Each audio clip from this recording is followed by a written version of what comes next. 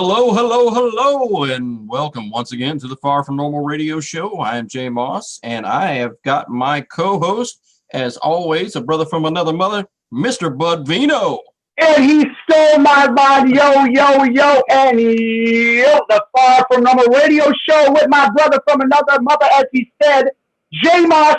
Far From Normal, where we're not here to look good, we're here to be good, and we do both, and we do it well. And joining us also from Florida, the one, the only, the king of sting, beauty, braids, balls, everything. Jessie Ryder, how you doing, Jess? Hey guys, it's good to be back. Wow, Bud, I don't know if any of us can compete with that. Oh, I'm a ball for it because of you guys. I love you guys. Great to be on with you. And it's exciting to be back, actually, a full week back from DC, and I'll tell you, it was an amazing time. We talked about that a little bit last week, and we've got some of the things that have been down, and we're going to go down some of those roads. There are going to be several different ways that we're going to attack this monster that we call the family courts and CPS, and so we're going to do it from different angles, all different angles. One of those angles happens to be some advocates out there that are working together, have been working together for a very long time, but there is a new person at the helm, actually. And so we want to definitely introduce him as the new CEO of FCLU, Mr. Nathan Altenhofen. Nathan, how are you doing this evening? I'm great, guys. Appreciate you having me on tonight. Awesome. And I know that you have worked very, very diligently in the past in other endeavors, obviously, being a women's basketball coach at Indiana and doing different things. So you've got a lot of vast experience with working with teams and how to approach different aspects of these things. And I want you to kind of get into a little bit of what the FCLU does and how they help individuals out there.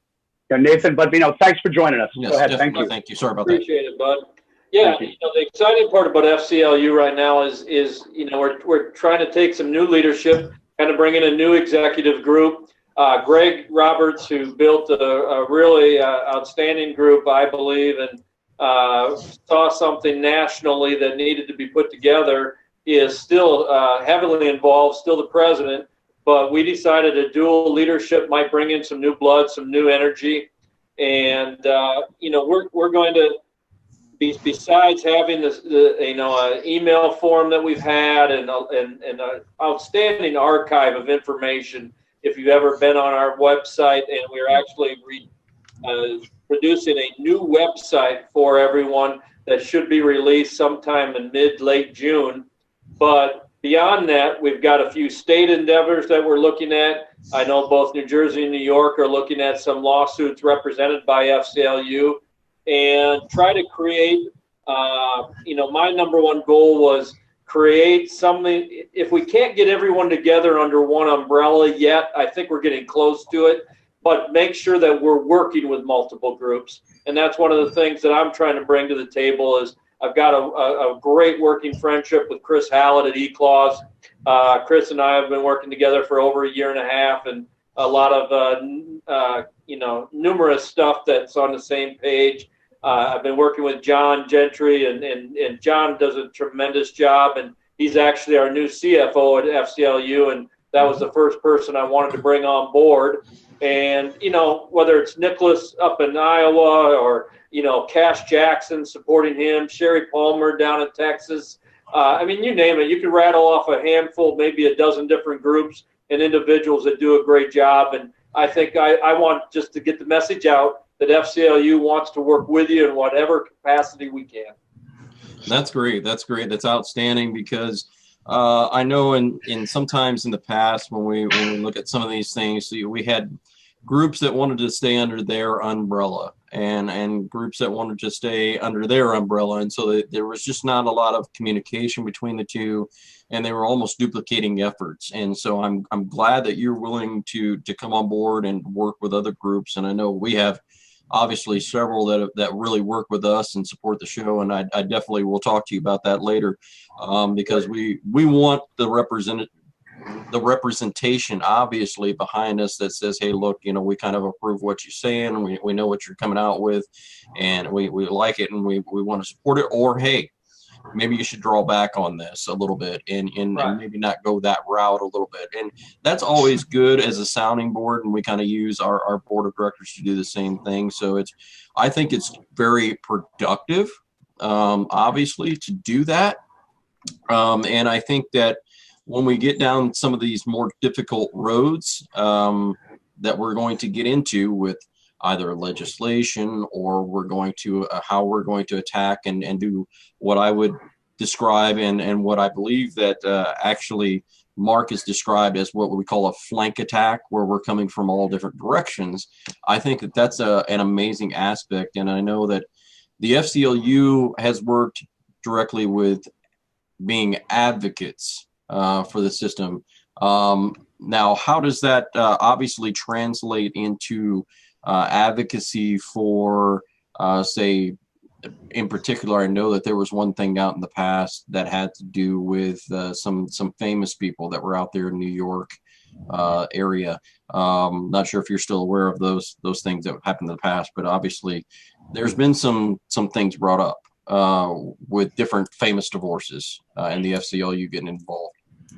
Well, again, I think we grew a name fairly early that was unique and caught the attention of some bigger names. And I know Greg has a couple of contacts in that area, but it's one of the things that I think gives us an advantage is we have our 501c4. We're able to get out and lobby and really, I think, create a different path than some of the other advocacy groups. And I think that's what Greg's intention was when he set up FCLU. And I'd like to get that focus while working with other advocacy groups, try to get open communication with our politicians and start getting them to recognize this has got to change. And we have so much evidence that there's a fraud and scam going on in these lower courts. And I think we're headed in the right direction, not only as our group, but all the groups. You see some unification starting to grow. The Nancy Schaefer event, the event you're talking about with Mark last week or a week or two ago, those were extremely well attended. And I think if we keep on being open to the other advocacies, individuals and groups, we can keep having some growth in numbers and getting this information out there. That's exactly right. That's exactly right. And I know that when we're talking about some of the extortion and the perjury and personal, cases and things like that, I know that you as well have experienced this.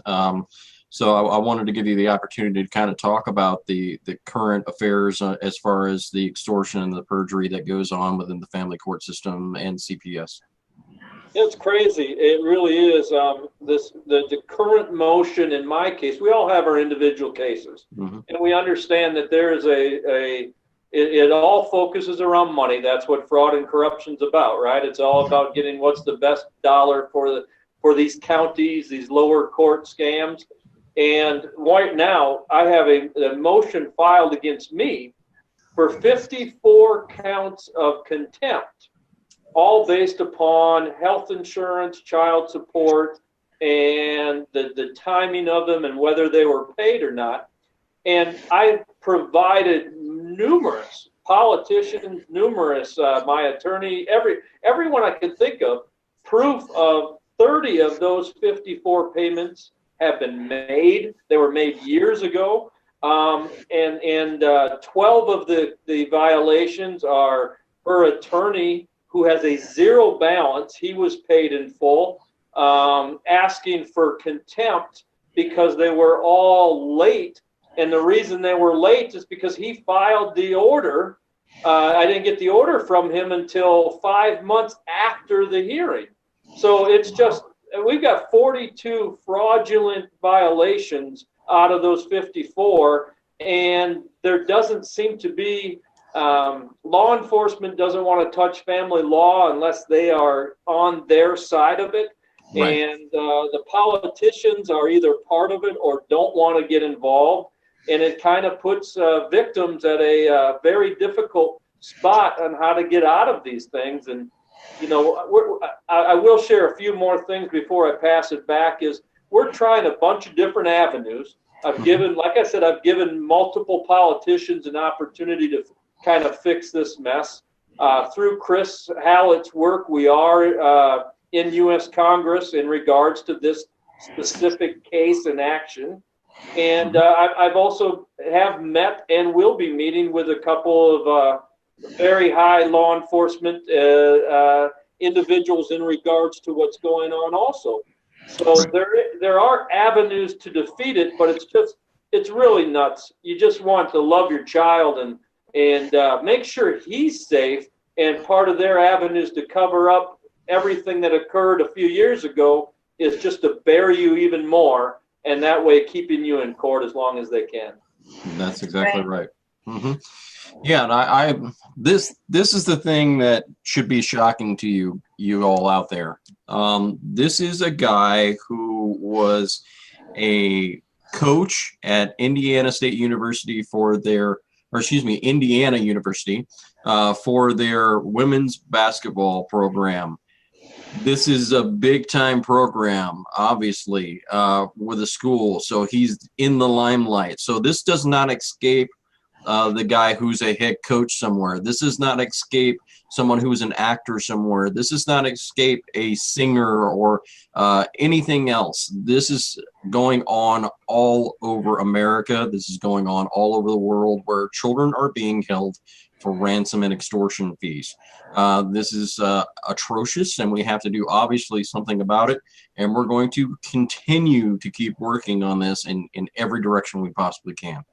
Well, the problem is that our federal government is paying, they're paying $500 billion in the federal budget to states for Planned Parenthood and $558 billion to states for Title IV for the incentive money. Like, they're paying as much to kill our babies as they are to keep our children fatherless. There's a problem there. There's a giant, giant problem there.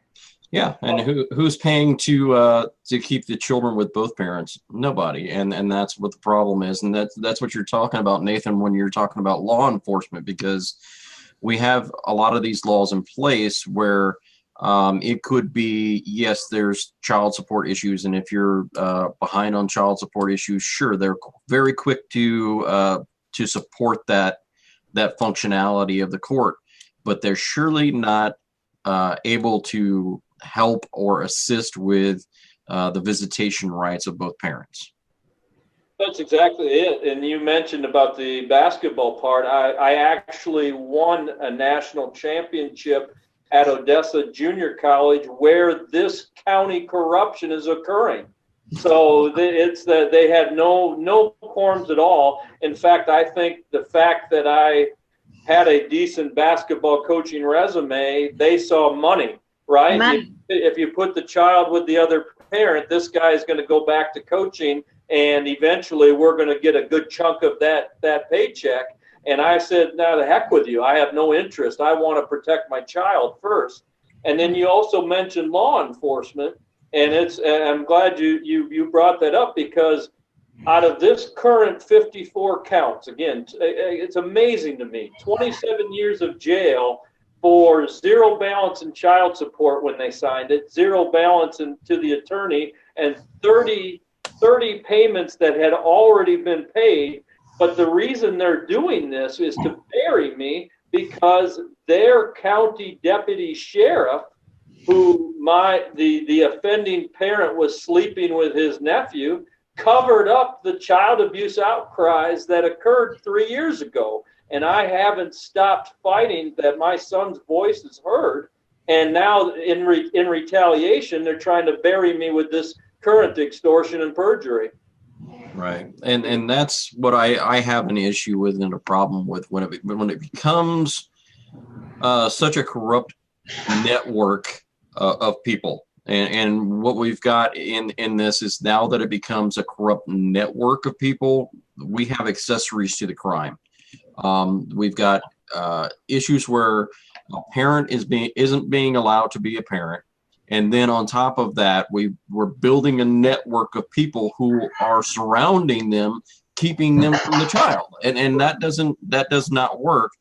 Instead, we've got this situation where, and God help me for quoting Hillary Clinton, but if it takes a village to raise a child, but the village is completely against the child, what's the point? What's left? Yeah.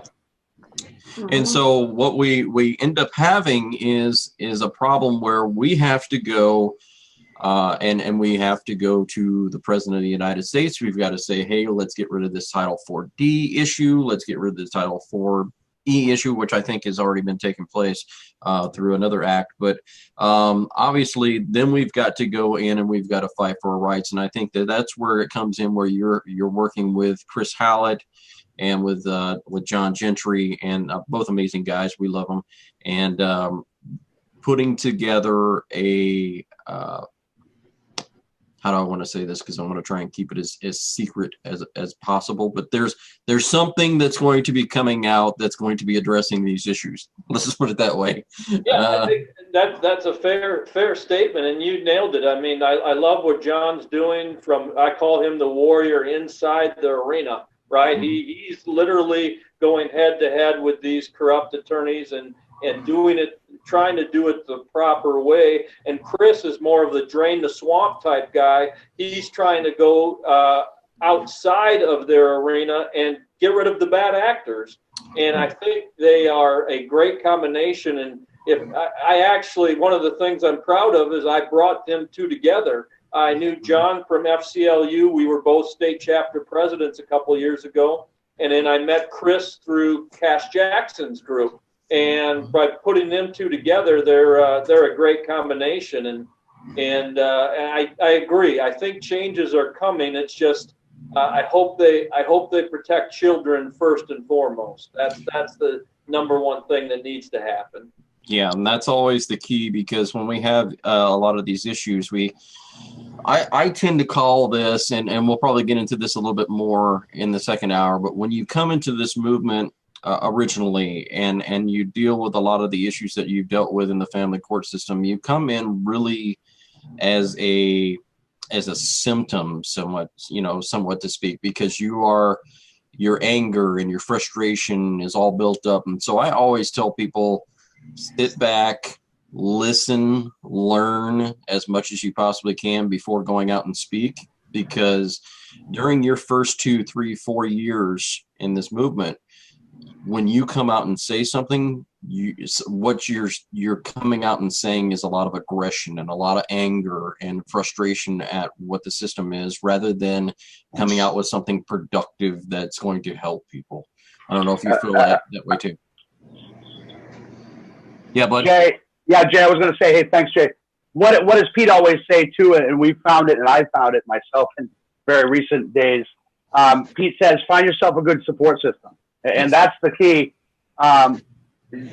Jay, there's safety in it in terms of Jay and Pete and I and Jessie, because we all care about each other. Find people who genuinely care about you and will empower you to do your best. And again, Jay gives that great advice all the time, because we've all been there where we've gotten emotional and overly emotional and we're not totally balanced, right, Jay? And again, we lean on each other, and Jay and I are each other's proverbial punching bags sometimes, and there's enough trust and love there to be able to do that. And it's done in the most respectful way. So again, I implore people to do that. Surround yourself with positivity and people that will encourage you or empower you. And that's exactly right. And Nathan I know that is obviously some of the steps forward that the FCLU has taken, because I've even seen it in a lot of different other groups, and I can't say for sure on the FCLU because I'm not greatly familiar on the inside there. But there seems to be a lot of head knocking, going on, and people butting heads, and where do we go from here kind of situations. And is that maybe out of the anger and the frustration that we all feel, or is that maybe we feel that we're right? And so if it's we feel that we're right, we're strongly feeling that we're right, and we can't accept anybody else's opinion kind of thing. I don't know. I'm going to give you that. Yeah, you got a few things going on. One is, with what's occurring to each of us. I mean, what's more important than our children, and now that's been taken away from a majority of us. anything triggers us, right? And sometimes that doesn't always get the right response, especially when dealing with these groups. And you nailed it perfectly, Jay. The best thing, and I've always stated this, is two things. One is, keep the emotion away from dealing with your ex, the other person involved with that. It's okay to bring truths and facts and evidence to the table, but recognize that it's not your ex that built this scam of a system. This is a much bigger deal. So remove some of that emotion and anger. And then partly when you're talking from advocacy to advocacy, and this is one of the first things when I came on board and with FCLU in February, is told everyone, we're not in the business of attacking what other advocates and other groups are doing. I said, I want to work with as many as possible. And if there's something going on out there that we disagree with, just step away and go some other avenue. I said, we're wasting so much time verbally attacking other groups and other people. It's really pointless. Let's just get back to the stay focused on where we need to be and try to bring these individuals and groups together as much as possible. Yeah. I absolutely agree with that. And we're seeing a much more focused movement, so to speak, because of the fact that we've had so many issues going on here in the past. And I want to make sure I've got a couple other people here coming in. I don't know why that is, but all right. Yeah. Okay. So, I would definitely say there are a lot of people that I've come across in this movement in the last 10 years that I've been in this movement, which is a decade. By God, I can't believe I've been in it that long. But don't kill yourself, Jay. Don't age yourself. Jay's 26. But some of the others has got me beat. Neil, and all that. They got me beat for a long shot here. But let me tell you, there are some issues that we've come across in the last 10 years that we think there are some people, Nathan, that I can tell you that we've had that have infiltrated groups that have done some very, very poor things in the past. And I'm glad that you said, let's just move away from those people and not address it, because honestly, you let those people die out through attrition. Absolutely. Time's going to reveal everything. Just keep doing positives, and let's give credit to the majority of us that we can read the people that are actually trying to get things accomplished. Our vetting process is better than we realize, and let the trolls be there, and we don't have to say anything. We don't have to call it out. Just move on. Yep. I agree 100%. And I've had to change my attitude on it a whole lot. I'll tell you, I'll be honest with you. When I first started speaking out in this movement, the thing I always wanted to do is respond back. And all of that did was lead. And Bud can tell you this. Bud was greatly instrumental in this and in changing my attitude on this. And he says, Bud, he's like, Jay, you're never going to change their mind. So what are you doing? You're wasting your time. Right. Well, we all learned that, right, Jay? We all learned that in actuality is what it's not like someone after all, especially when you're fighting with someone over long periods. It doesn't matter either way. No, usually people don't go, you know what? We've said this, Jay, and Jess on the air about it. I'm completely wrong, Jay. You're totally right, and it just hit me. I'm right about everything. And you're completely, because that's really what we would love, right? And I think it would stun us if we actually got it, because sometimes you have to realize people just sometimes like to argue. Yeah. So you knock them off guard with not giving that any energy, as our guest Nathan said. Yeah, and that's 100% correct. And I should point out, Jay, I should point out one positive thing that occurred in Texas. I do want to call out honorable, and that's another thing. I think people should call out honorable actions more often. It's very hard because all of a sudden you get beat up 3, 4, 5, 10 times, and the one honorable action occurs, and it's like, wait a minute, I got 9 more coming. Now, you've got to still call out people that are doing honorable things. And I believe the state of Texas took a small step towards cleaning portions of this up. And the reason I say that is I had an email to a politician, I won't say who, a very high politician, in regards to part of us cleaning this process up is moving all family and lower courts, including county courts, to a Article 3 court, which is basically taking away that jurisdiction, that island of we can do whatever we want, and putting it in more of a you can't get away with these crimes in an Article 3 court, or you will have some accountability. And I believe, I'm not positive on this, but I believe that Ector County was one of the first counties in the country to transfer their county cases to an Article 3 court. Now, that doesn't mean it was another scam or smoke and mirrors game. I'm still waiting to see how this all plays out. But I do want to call out the fact that there is at least a small step that something may be going in the right direction in Texas. So right. we'll wait and see. Yeah. So how would one go about, getting a county to do that?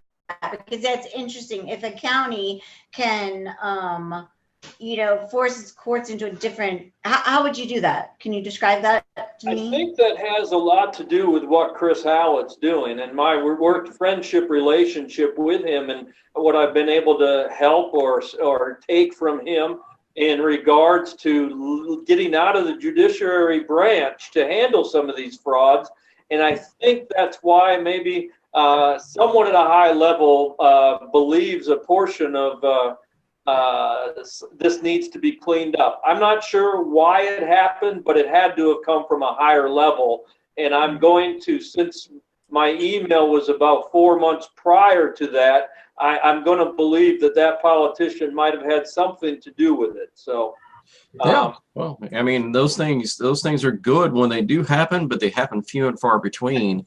And I wanted to get your take, obviously, on this, because when we talk about the family courts, you're talking about a quasi, what they like to call themselves, quasi court. Now, does that interfere with the separation of powers? I'm not sure I'm the right person to ask that. Hey, I've got multiple opinions on it, Jay. We talked about silver bullet earlier, and like I said, even this positive action, at the end of the day, one of the things I noticed about these lower courts, and I call them lower courts, county courts and family courts, with all their guidance documents and the gold fringe around the flag, that basically, why are so many people for the last 10 years struggling to remove their case to a federal court? And that's why they basically have a jurisdiction that is no different than a military jurisdiction. They're out on their own island and basically allowing to corrupt and scam however they want to, without the accountability that needs to be there. And I don't know if I'm explaining that well enough for the majority, but whereas in Article 3 court, you actually have a criminal aspect to it, and thus you can't just run amok and do whatever you want. That's there exactly should right. be a level of accountability by going to the federal court. So I know I probably didn't answer your question very well, but I'm trying. No, actually, you kind of did, because what you're saying is on these Article 3 courts, when you get to an Article 3 court, they basically have to run the gamut of basically justifying the due process order. So if they don't, in an Article 3 court, if they don't justify the due process that they're following, then obviously you have automatic grounds for an appeal. Whereas if you're in the civil court and it's a quasi court, you don't automatically have grounds for appeal. And the only thing you can appeal is the fact, was the statute applied properly? And unfortunately, we all know, when we've done these investigations, statutes are not law. And they're two different things. So when we go into these things, we're talking about a state. And when we kind of explain this, statutes are what local governments are saying, these are our goals and our standards for society, and the society that we live in here. But quite frankly, that's not necessarily law. It's basically like the same thing as where you have Christians and you have Catholics. Catholics are 50% based on the biblical standard and 50% based on tradition. So tradition comes into play with a lot of these different things, and it's the same thing with statutes. They're based on traditions throughout the years, and when we do these statutes, we're hoping that all of society will conform in some way.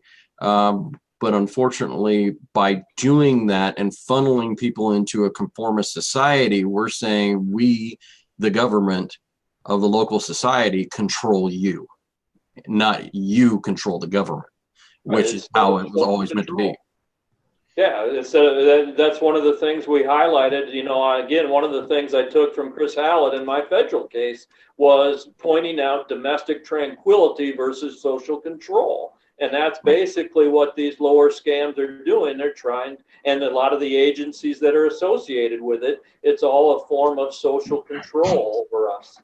And so it's, how do you start, in my federal case, I was able to terminate the fraudulent criminal case the first time they did this to me, right? Mm-hmm. The sheriff who was, the offending parent was sleeping with the sheriff's nephew, the attorney, et cetera, blah, all that stuff. In order to terminate that criminal case, we went to a federal court, and the state attorney came out and called basically my family law case, or most family law cases, a skein. Well, anyone knows what a skein is. It's a raveled up mess, right? It's mm-hmm. And how do you unravel this? That's the hard part right now.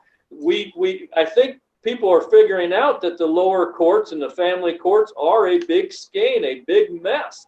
But how do we create solutions to start unraveling it? And that's what, and I think part of it has to be what Chris is doing, which is hold bad actors accountable. But there also has to be simple solutions that start trending this in a better direction. And I think that's what we've got to come together on, is not always attacking the system, but also providing solutions with it.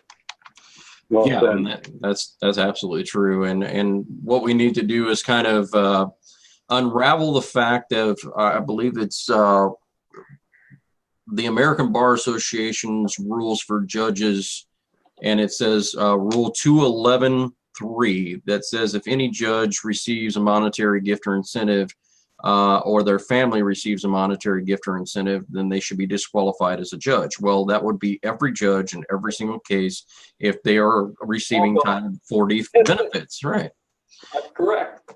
And so when we have these things, it's how do we get those things to, obviously a lot of these issues need to be brought before an Article 3 court, and where we say, hey, look, here's the fraud. Here's where it's happening. If you're paying a judge for an incentive process or for a decision in any way, shape, or form, or if you are giving them a gift, or if you're giving them a sexual favor, or whatever it may be, then guess what? You have created the fraud, and you are guilty. You should be held accountable because you've overstepped your jurisdictional bounds. A lot of people go out there, and I'm not sure how familiar you are with the case, Nathan, and I'll ask this, but a lot of people go out and they quote this case, Stump versus Sparkman, and they say you can't sue a judge. And the unfortunate thing with this is Rankin versus Howard, which was after that. It says that yes, if they overstep the jurisdiction, you can. So where are we at on that process? Well, I think it depends. You want someone that's going to honorably do their job. That's, again, you're rattling off exactly what attorneys want us to do, right? Here we come in and say, here's why we can do this, and then they'll come back with, here's why you can't do that. And then it created this.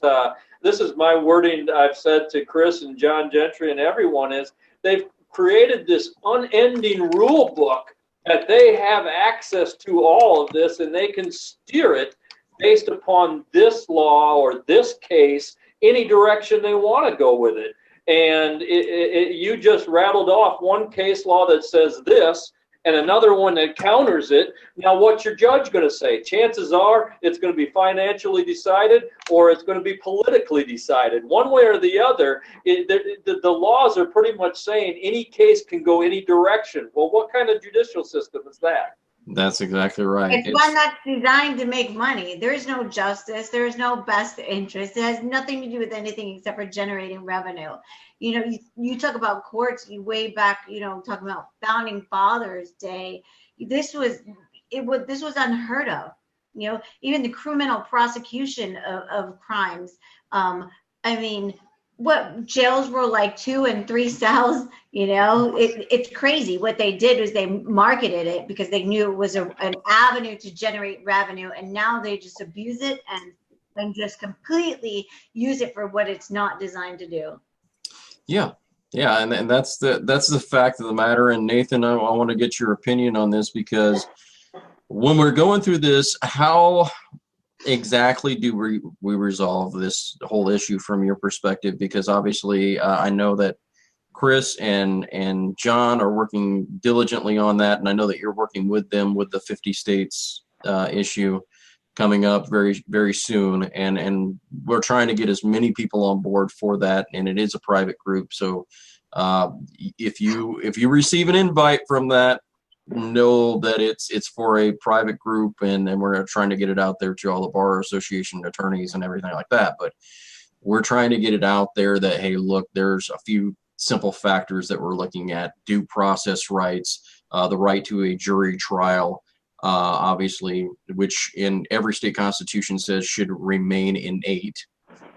So when we go into these different processes, what's some of the things that you would recommend if you had a person out there who was going through this for the very first time, didn't know their backside from a hole in the ground when it came to this stuff? What are some of the things that you would recommend? And I'm going to go ahead and I'll step out real quick while Bud and Jessie take over over here. But I definitely want to know from you and your perspective, what can help some of these people that are going through these things?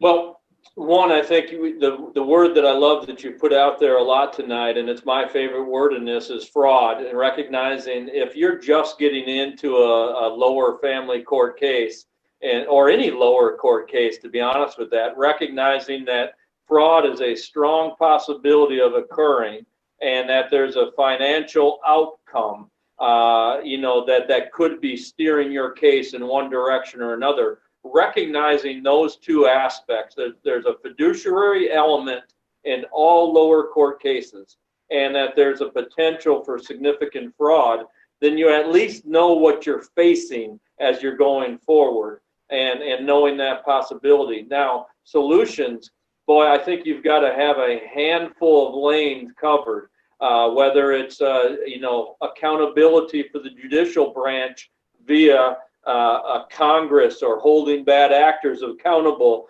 I'll relay that over to Chris Hallett's thought process and research, or whether it's taking what's going on, or taking some of these scams to the Supreme Court, like John Gentry's done, and showing that we have an issue, whether it's pointing out the defective procedures and policies of the bar right now. It is a monopoly, but they're never going to come out and say it. It's not like AT&T disappeared either. So how do you get competition to the bar, and how do you have accountability of the bar, recognizing that big portions of it is broken right now, and getting some support groups out there and working with other advocates on trying to come together on some of these solutions.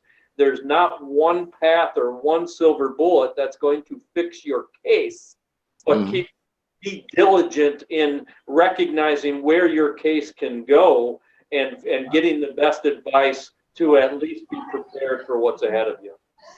Absolutely agree, brother. And I know that I want to obviously thank you for your time and coming on here, because you're in transit as we speak, and you're doing a whole lot of stuff moving all over the place.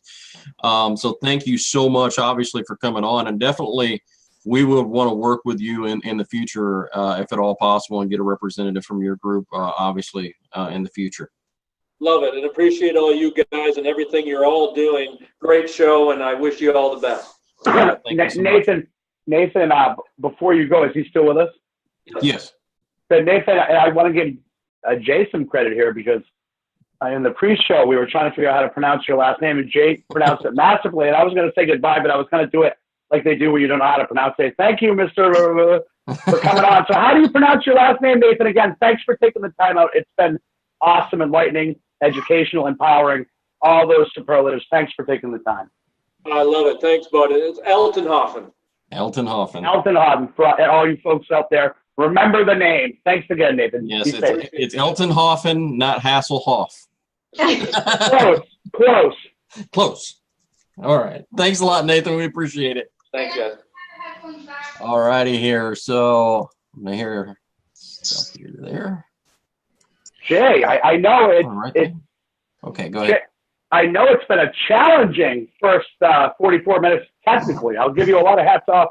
I've had some technical issues here too. So Jay has been seamless, but I know what's going on. And Jay always, I said, I know something you don't know. We know what's going on. Jay, again, handling it masterfully, perfectly. And again, awesome first guest. And we're ready for even more coming up, Jay. Yeah, definitely. And I know that we're going to get to Neil Shelton here soon. And we're going to get to Randy Davis. So I'm sure he'll be joining very, very shortly. I was getting nervous with go ahead, Jess.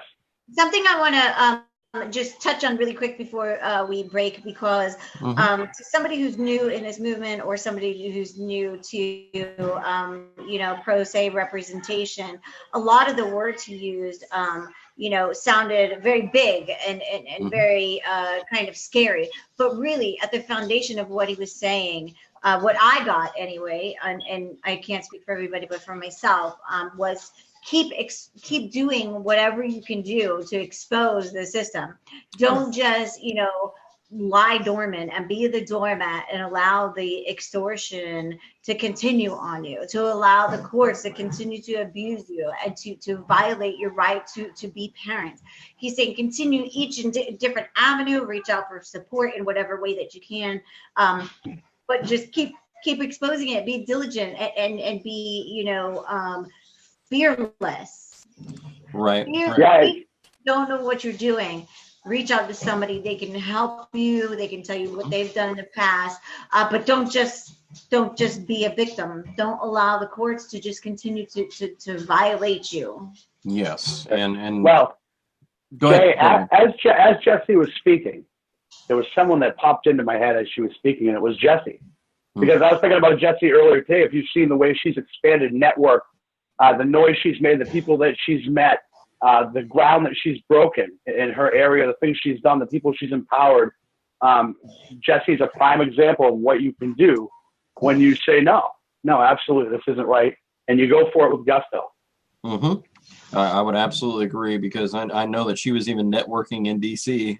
I got to witness some of that networking that she was doing, and yeah, she was working hard, diligently, meeting as many people as she possibly could to get more guests for ourselves, more exposure coming up, obviously, for the Father's Rights Movement, and that she's taking part in.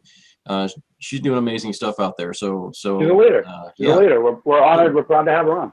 Yeah, and you're doing a great job, and come a long way from that year ago. Oh, ridiculous! Not even the same person. The heart obviously is the same.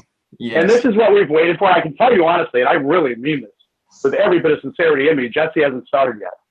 Honestly, this is just the engine idling. She's about to go really lay into it. You feel it. She's as Randy says, she's about to rev it up. Thank you. Ding, ding, ding. Absolutely. So I know that Neely is out there, and I'll explain a little bit to you. Neely's kind of come in and come out a lot because of the way you said that, Jay. Yeah, Neely's a little out there. Yeah, we're trying to get her in here, but she's out there. Yeah, well, she's out there to some of those liberals, because she is at a Donald Trump rally right now in Kentucky, and she's going to be coming in and out, and I'm not sure if she's able to come back on. Hopefully she will be shortly here, but if she's not, then I'll just go ahead and roll with the middle part of our show as we normally. Yeah, she's smitten with the Dawn. And yes, Yeah, absolutely. This is a big night for her. So this is exciting for her, and we're happy for her. And I know we're going to hear all about the story. Yes. Okay, whether she touched his arm or something. I'm Right. never watching this finger. Never watching this finger. I hope not. We don't have that kind of bail money. Yeah, true. Yeah. And we're in really far areas. We have to make a lot of phone calls really late at night. We don't have that kind of bail money even for Neil Shelton to be arrested 3 times. So we're right. I was gonna say too with Neil and Randy, we've had I've been on their show before too, and I know we've had Randy on too, and they're like the Godfathers, a little nervous, like it's like you're showing your dad your report card. You hope he's happy with it. They're awesome. They're pioneers. They're great guys too. A lot of fun to have on. So looking forward to it. Informational too. And I know that and Neil is on here with us right now. Neil, and Neil, I wanted to bring you on right before we go to the break, and I want to say thank you so much for giving us the opportunity to come on the Future of Our Children's Radio Network. It was an amazing blast while we were just doing audio. And we'll continue to do this. This is a work in progress because the Zoom unfortunately doesn't give us just audio. So it gives us video, and then we've got to figure out how to take the MP4 to go to an MP3, and then figure out how exactly to download that huge MP3 file. Right, and with our audience expanding too, Jay, we're trying to make sure everything. Yes. Because it's incredible. So, Mr. Shelton, thank you. And my nerves, I have a little anxiety. Well, thank y'all, and I'm just impressed of how things have progressed and the technology and the improvements, and because really, the radio network, it was started by me, Randy, Dominic Tomasello, who's no longer with us, and Brian Kenter. But I just came up with it to give people a voice, and we gave a lot of people a voice. Sure did. Yeah, we did a lot of good things, and I can't take credit for any of it. It was just, laid upon my heart, and I did it, and I'm glad I did, and I'm thankful that y'all have done what y'all have done. So thank y'all, and thank y'all for having me on. Well, awesome, man. And you're a pioneer in this. Absolutely. Because, I say that because really in your case, as far as I know of, it's the first case that I had ever heard of directly calling it the silver bullet. To a degree. If you Google the silver bullet technique, my Fox News video pops up. So that makes me the, I guess, unofficial poster child for the silver bullet technique, which is fine. It is what it is. So, but what that is exposure, and that's one thing I keep preaching, and I've said this from day one. Is if they take everything else from you, you still have your voice, right. and none of us asked to be in these situations, but how we deal with being in these situations and what we do about these situations, is where the decision's made. Or do you fight or just roll over? I'm proud that we've got a bunch of good fighters. Everything that's going together right now, coming together, man, it blows my mind to see a lot of things coming into fruition. You take the DC trip. I watched that DC trip, and I was like, well, yeah, and everybody I know, that was everybody I know. I hated I wasn't there, but I've got to go at the end of July to be a speaker at the Whistleblower Summit. So that gives our voice to another direction in DC. So I didn't go this time, but I was so proud of everything everyone did, and watching everything. Now watching Yaya's documentary, everything is blowing up, and it's just wonderful, and just the progress that I've seen within the last few years is amazing. Now today, me being on your show is kind of crazy because I didn't even know it. Hey, holidays, forget about them. I don't do holidays. I don't really keep up with days, months, time. I'm in Alaska, so I don't keep up with anything. But it popped up in my memory, and it was my post from today in 2012. Fred got arrested 3 times today.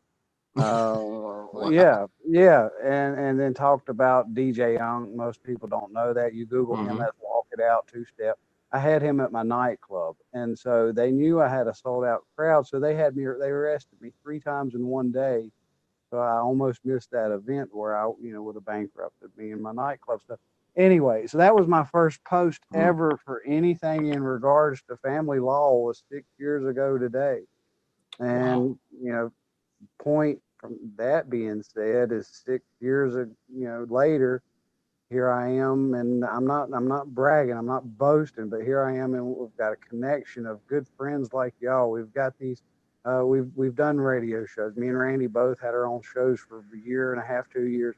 We've done all this stuff, and it's paying off because now you got the Mark Ludwigs going in and meeting with the people from the Trump. Now you've got the Far From Normal radio show being mentioned in the Huffington Post. Now you've got some of the spotlight being turned on this epidemic, which affects 23 million alienated parents. That's moms and dads. So it's growing. We're getting a lot of good things out there. So I'm tickled to death with the way everything's progressed. All right, yeah, awesome here. So I'm going to go ahead and I'm going to mute everybody real quick, and we're going to get into our halfway point here in the show. And if we have more come in, I'll go ahead and bring them in as we go in here.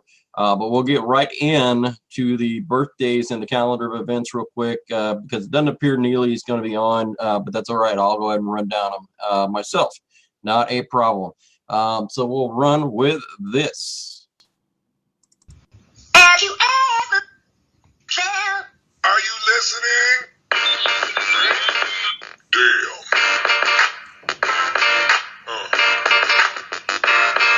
Yeah. Yeah.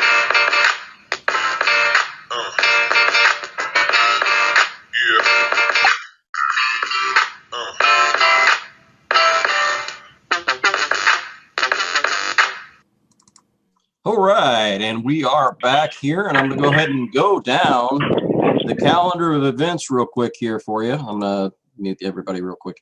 That way I can read these off here. Calendar of events for 5/29/18 would be May the 30th, which is a Wednesday, 7 p.m. to 8:30 p.m. Central Standard Time. Americans for Equal Shared Parenting meeting at Westland City Hall. That's 36300 Warren Road, Westland, Michigan. We've got May 30th, Wednesday, 10 a.m. Stand Against Parental Alienation Rally with Bruce Nathan, Orange County Courthouse in Orlando, Florida. See Bruce Nathan for more details. June the 1st, which is a Friday, that'll be 12 p.m. DHS Highway 90 Bay Street, St. Louis, Mississippi. See Amber Thompson for more details. June the 6th, which is a Wednesday, parental alienation petition delivery to the APA. Public updates, 7 a.m. Washington, District of Columbia, shared to Parents United Worldwide from Lori L. Nicholson. So see her for more details. June the 8th, which is a Friday, Nashville March on the Tennessee Capitol and Candlelight Vigil. That'll be at 2 p.m. in Nashville, Tennessee. Please see Ed Elliott for more details. Wednesday, let's rally for North Carolina kids, share parenting fathers' rights. That'll be at 8 a.m. and that is at 16 West Jones Street in Raleigh, North Carolina, 27601. And see North Carolina for shared parenting for more details. Let me see here. Okay, and it looks like birthdays here. Today we've got Pam Neans, Brenda Kay, Anthony Hainsworth, Carol Baker, Jim Preston, Doc Collins, Tracy Leahy, Jade Davis, Eric Mosier. Wednesday, we've got Janet Flynn, Cindy Miller, Nikki Bondo, Wendy Brenner. Thursday, we've got our good friend out there, Melissa Isaac, celebrating a birthday. Neil Allen, Lexi Grace, Matthew Pappas, Melissa McDonald out there with a birthday. Randy, you're going to be in trouble if you don't buy a gift. Friday, Monica Seismonic, Vince. Ooh, good pronunciation. Cresu? Yeah, that was a good one. Cliff Erickson, Tommy Hernandez, Ernest Vaughn, Cody Richardson, Scott Woodhouse. Saturday, Jeff Campbell, Danny Smith, Brandon Duran, Lori Boyd, Davis Scalermo. Sunday, it looks like we've got Sherry Palmer out there with a great birthday. Alan Weston, Kat Robinson, Lori Michael, Kevin Johnson, Cindy Hollander. And Monday, it looks like we've got Amy Kurzweil, Keith Papa, Victoria Alderton, and Jeffrey Shapiro. So the Far From Normal radio show is copywritten, and copying and transcription of all the broadcasts of the show is strictly prohibited without express written consent of the Far From Normal radio show and its staff and board of directors. So all of you out there, and it looks like Neely checked in with us here. Ding, ding, ding. Neely, we've got you in, and I just ran through the events and birthdays here. Yeah, so we'll say happy birthday to everybody out there from Far From Normal, like Jay said. It's your special day. Make it your special day. Do something fun for yourself. Yes. Neely, are you there? I don't know that she can hear us.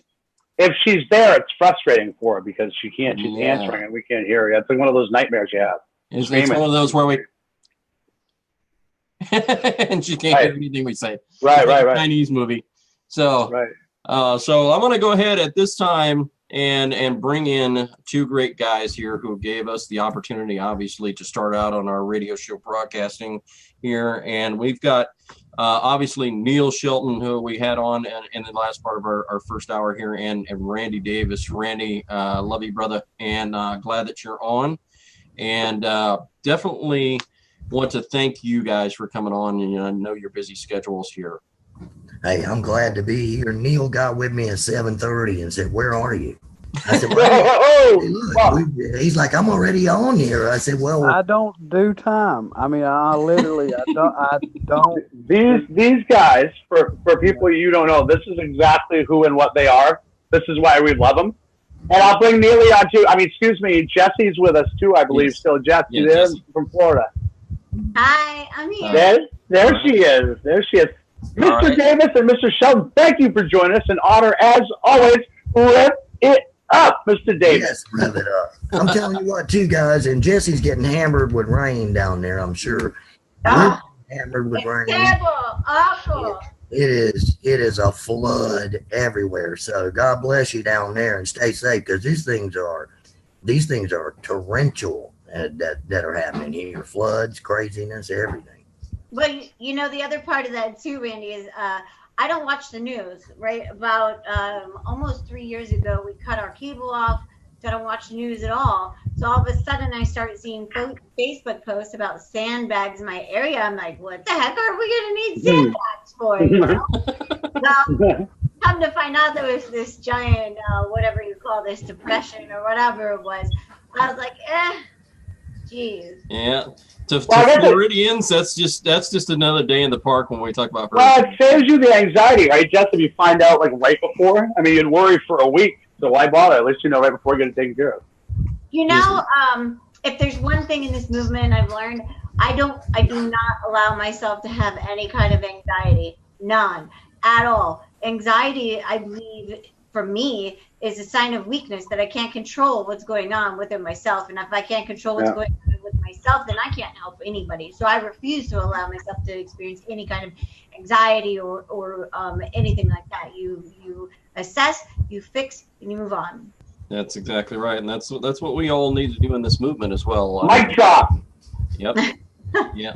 And we've got so many people that are going through this movement, and I know when I talk with Neil and when I talk to Randy, when we're talking about some of these things, we've got so many people out there, Randy, and I wanted to address this with you, that they're kind of copycats, so to speak, and so when we hear some of the things about Title 4D and they come out and things and they kind of copycat and they base what they say off of what somebody else says, that creates an ignorant process. And where they don't know exactly what we're talking about. And if you don't know and you start speaking about something, then you're leading somebody, basically that's the blind leading the blind, right? It is going to run people into the ditch. And I'm going to say this and be very clear about it. There are many people who will say, well, as long as somebody's promoting it, as long as they're bringing awareness, then everything is good. And that's a lie. That is a lie. I can tell you right now, practice doesn't make perfect. Perfect practice makes perfect. And you know, I played a lot of ball growing up. And if you practice stupid stuff, you'll do stupid stuff in the game. And I got to tell you, the game is when you hit the courtroom.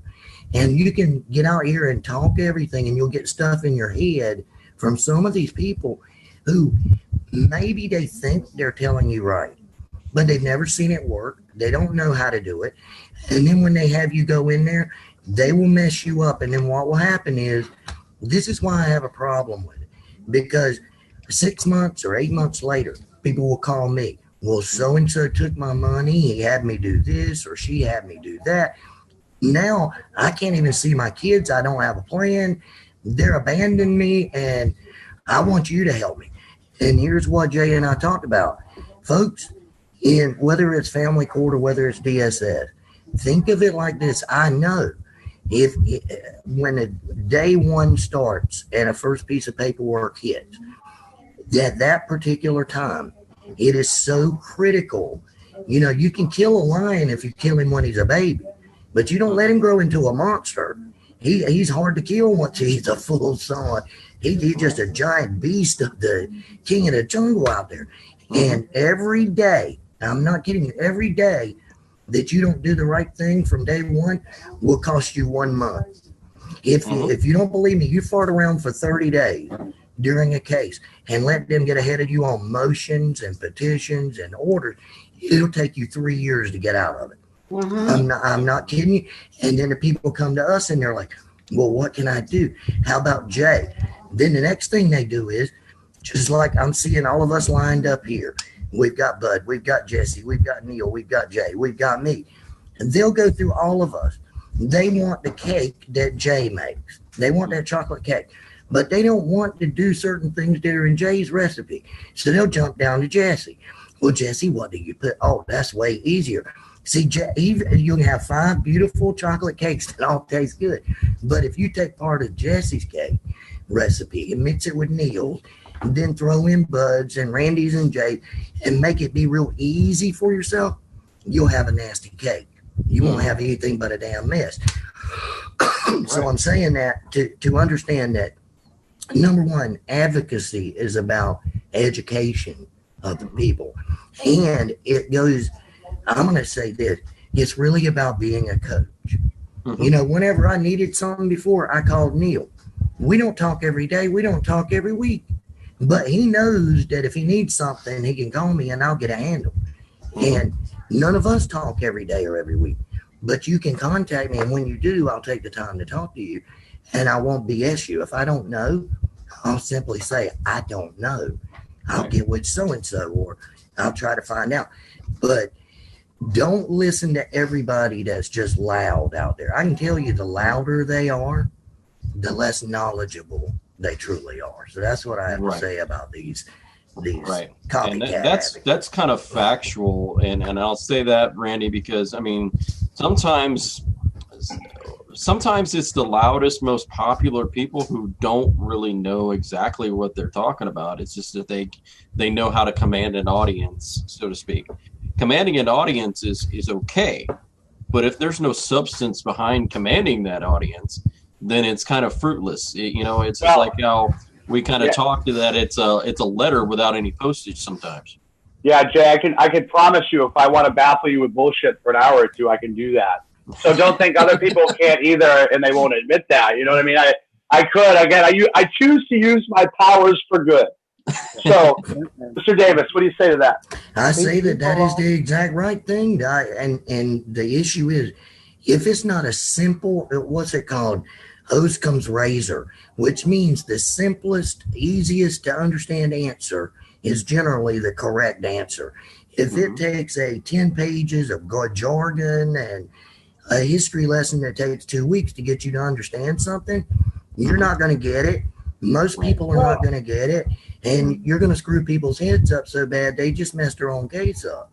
Right. Well, go ahead, Jess. I want to say quickly, though, before, if it's a matter of things in terms of education, absolutely. A lot of times people are looking for confirmation when they know what they should do on a certain level. Don't go around asking when you know what to do. Look in the mirror. A lot of times we know what to do, and we're looking for validation or verification on either way, whatever. We know what to do.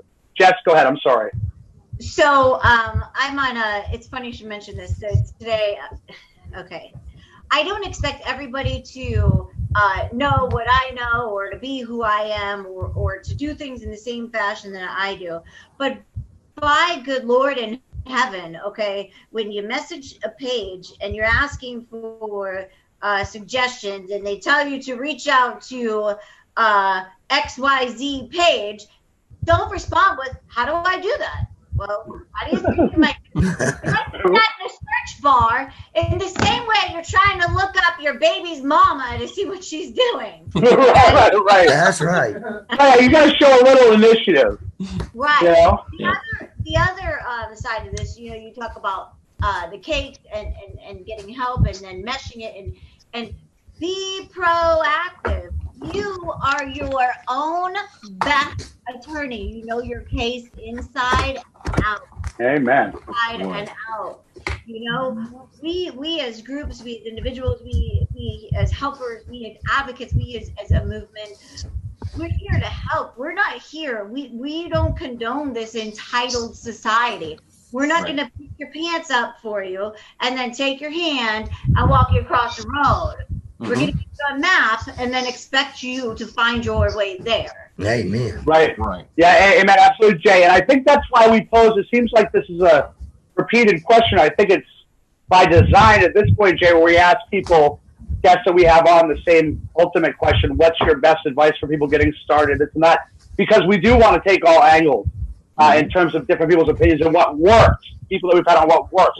What would you suggest to someone who's been from A, B, C, and again, it's always a work in progress, for all of us, Jay. It's never going to be over on our lifetime. And then there's different ways to tackle this system. And I think one of the most effective ways that I've come across in all the time that I've done this is the only person who has ever won a FERPA case in this movement. And Randy, some of the things that you bring to the table when we're talking about FERPA and a FERPA lawsuit, I think can really start helping a lot of these people, because whether you go the FERPA route or not, you're at least getting the documentation that you need to as a foundation. Look, guys, I'm telling you, people look at me and they're like, FERPA. Number one, they've never heard of it. FERPA is so big because we can yell and scream about we're going to stop Title IV funding.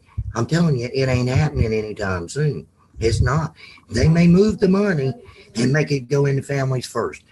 This Families First, by the way, is a good move. I'm telling you, by October, when it hits, it's going to put the brakes on a lot of things they've been doing. Families First is a great initiative. They truly believe in keeping families together. Exactly. Not that, they do believe in the importance of fathers at exactly quality level. So I will say, you know, you won't hear me trump up many agencies, but they are getting it right. Yeah, and I'm going to tell you something, guys. Here's the deal about the FERPA. Education carries with it a huge responsibility for the state. Now, never before have you seen any article other than mine that I know of that says federal funding in jeopardy for the state of North Carolina. That's why. Because of one little girl, Cheyenne Davis, that they discriminated against. What people don't understand is I also now have in my hand where the U.S. Department of Justice has taken the case, and I didn't even know they had it. And they said not only were your rights violated, they were violated due to race because we're Croat and Indian. Now, I haven't been pushing it out there a lot, but this is coming. Now, because of other mothers I have helped, I have also found out about the Americans with Disability Act. IDEA, IEPs, BIPs, special education program. I can tell you guys, IDEA, ADA, IEPs, and BIPs, it is deadly on these people. The things that you get from these meetings, and that, number one, I want you to think 9 out of 10 times whenever they take a child, CPS does, and they put them over in foster care, they're going to what is called therapeutic foster care. Why? Because the money is more. But here's the deal. I've said it all along. David didn't kill Goliath with the rock. He killed him with Goliath's own sword. Now, here's the sword of CPS when they do that. When you go to therapeutic foster care, what happens is a therapeutic foster parent is trained by the state. They have additional training and certification. What does that mean? It means that they're now an agent of the state. As such, they can't even go in and direct an IEP or a child's education. People don't know this, but they can't because they are now an agent of the state. And that would mean an agent of the state is determining how the money is spent. The money's unlimited. If it means that a kid that's on an ADA or 504 program has to have a chopper come and pick him up, they got to pay for a chopper to come and pick him up. Right. So I'm telling you, you can make it so, especially if you'll get certified, you can make it so they can't talk to your child or your neighbor's child or your friend's child until they talk to you as the ADA advocate. You're going to see these things. The reason they work, guys, is because everybody's already heard you violated my 4th Amendment. You violated my 14th Amendment. I'm going to take away your Title IV. They laugh at us when we say that. They do. But when they get these letters from the office of the governor, like we just got one this week, they don't laugh anymore. No, and tell them what's inside of those reports as well. People don't understand that. Exactly. There's reports that's vital for your kids. So tell them what's in there. Guys, look, we tried and tried and tried. We've got a court order. As a matter of fact, I'm telling you, there's a court order. That's a notice of appeal we're doing.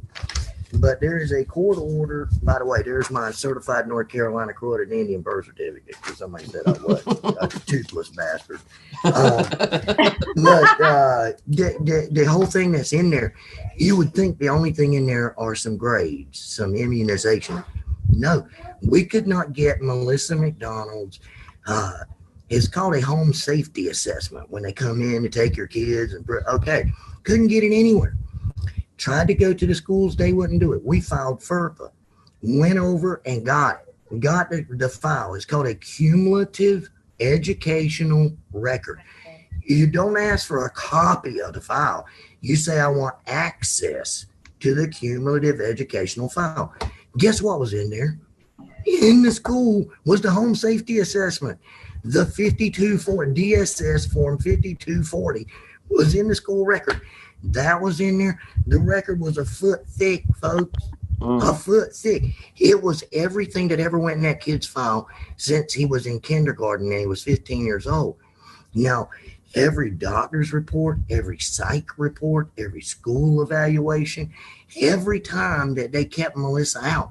And I promised Jay that I was going to get some video. So I'm going to announce it on here and we'll do it. And we'll do it on the Future of Our Children Radio Network and on Far From Normal. But there's videos coming out. It's going to be the same child. And he's going to tell you that DSS, GAL, that these agents are telling him his mother is poisoned, that she's an unfit mother, and that he had to beg a place called Kids Peace, which is Kids Peace is like Omnivisions or Alliance or Lutheran or Baptist Services. They are the placement agency. We already got the letter back from DHHS. They found against Kids Peace. They found against kids. Now, why is that important? Because he had called them because Kids Peace was allowing him to be starved and over-medicated. We have the kid on video. He lost 45 pounds. We have the doctor's records. What else are we going to put out here, guys? Because I think the biggest thing on this show is to let people understand this is real. It really does happen. Evil is here. We're going to end up in the next week. You have my word on it. I'm going to give you UNC medical records showing a 4-year-old little girl's hymen in the 6 o'clock position, urethra of the labia, vaginal issues with bruising and hematoma. A rape kit done by Lee County Sheriff's detectives. They picked it up from UNC medical records, where UNC Hospital examined this little girl, did the rape kit, diagnosed it as sexual abuse of a 4-year-old, and they claim they can't find it. And they have placed these 2 little twin girls, they placed them with the abuser. Now I'm either going to go to jail or that bastard's going to jail. And I'm going to make it public. I don't give a damn. I've been thrown out of courtrooms, threatened, and everything else over this. But I'm at the point, I'd rather bust hell wide open and go after these people than I had to know these little girls are being tormented any further.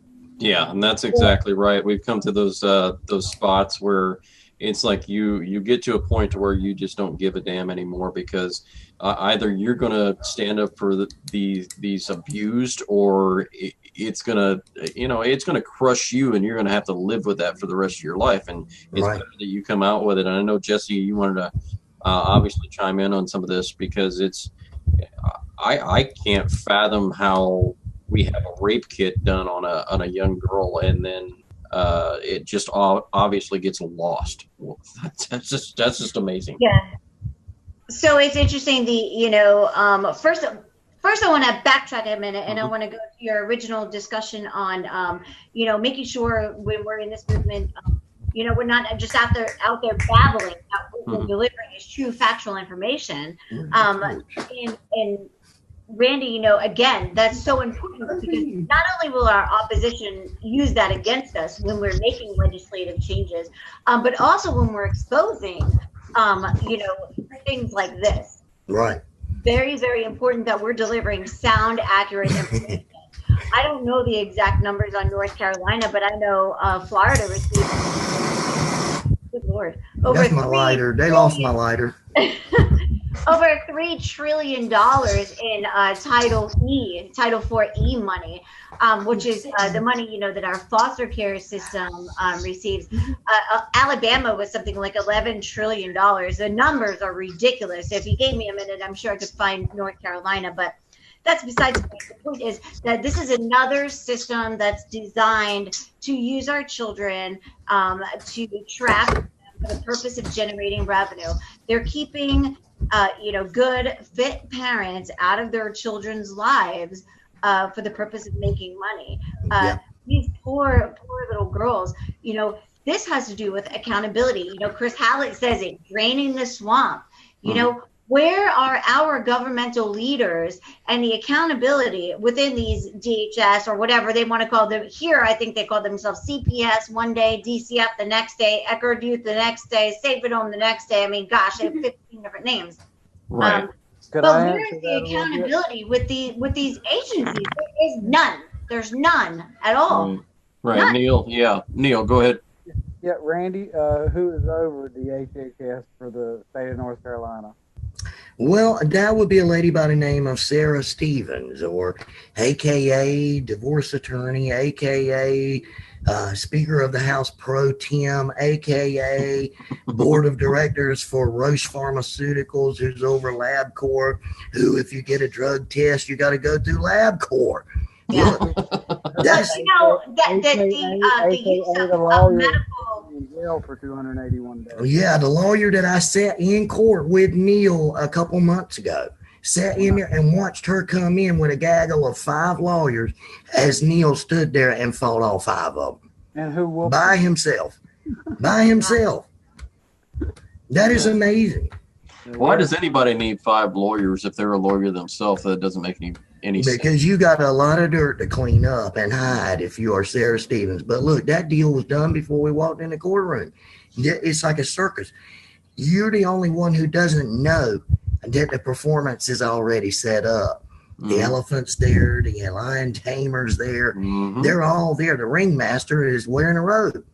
That's exactly right. I would absolutely agree with you 100%. This is a 3-ring circus, and unfortunately, you are the butt of the joke. You are the clown in the Tin Lizzy, and yes. And unfortunately, we've got some of these things and these aspects that we bring into the family court system, like ex parte orders. Big one. And we want to explain what an ex parte order is. That means that you don't even have to be in a courtroom to have your rights obstructed. They're having a hearing without you. And guess what? You are the butt of the joke.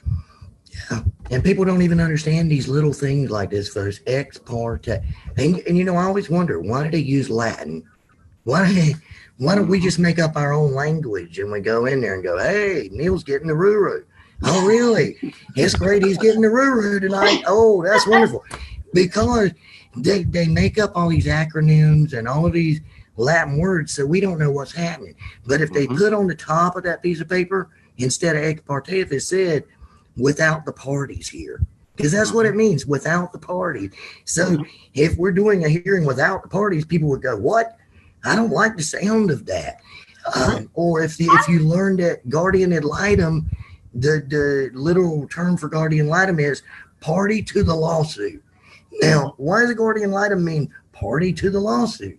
You see, if we just start to look and dig a little bit under the surface, and that's part of one of the 7 things we talked about, Jay.